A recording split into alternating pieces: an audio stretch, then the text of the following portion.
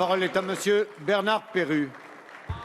Monsieur le Premier ministre, bientôt les allocations familiales ne seront plus universelles, mais conditionnées à un niveau de revenu. Et on sait déjà que plus de 500 000 familles seront touchées avec des prestations divisées par 2 ou par 4.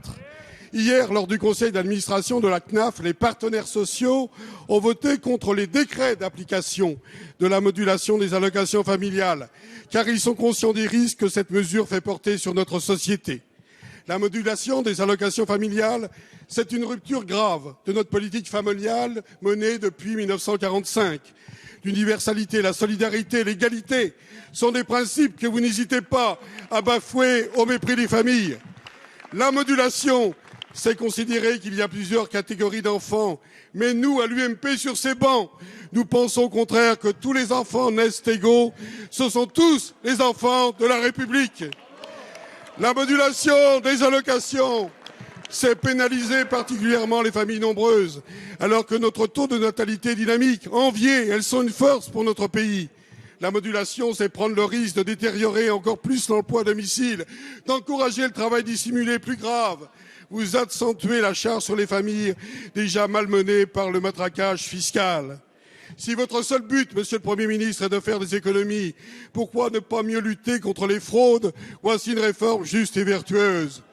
Monsieur le Premier ministre, vous qui êtes tant attaché au dialogue social, et face à l'opposition des partenaires sociaux, allez-vous revoir cette mesure dangereuse pour la cohésion de notre société?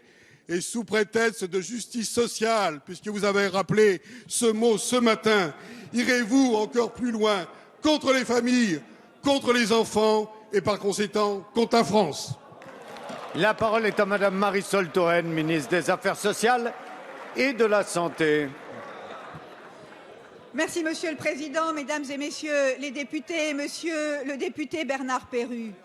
Nous sommes attachés aux familles, nous croyons à la force des familles dans notre pays et nous croyons à la justice sociale dans la politique familiale. Quelles sont ces démonstrations, s'il vous plaît? Parce que, Monsieur le député, la politique familiale de la France qui reste universelle, puisque toutes les familles qui bénéficient d'allocations continueront demain de toucher des allocations familiales.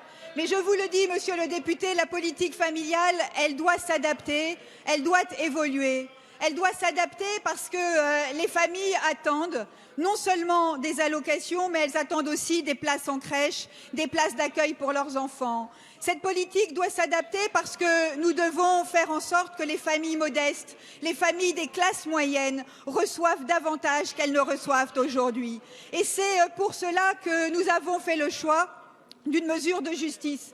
Mesure de justice puisqu'il est juste qu'une famille qui gagne plus de 6 000 € net par mois voit baisser ses allocations familiales pour que d'autres familles puissent recevoir davantage. Et donc, je veux le dire, Monsieur le député, 90% des familles ne verront pas bouger leurs allocations familiales. Ça veut dire que les classes moyennes ne sont pas concernées, les classes populaires encore moins. S'il vous plaît, 10% on se calme. des familles sont concernées au-delà de 6 000 € net par mois. Et dans le même temps, Monsieur le député, nous augmentons de 25% l'allocation de soutien familial pour les femmes seules avec enfants.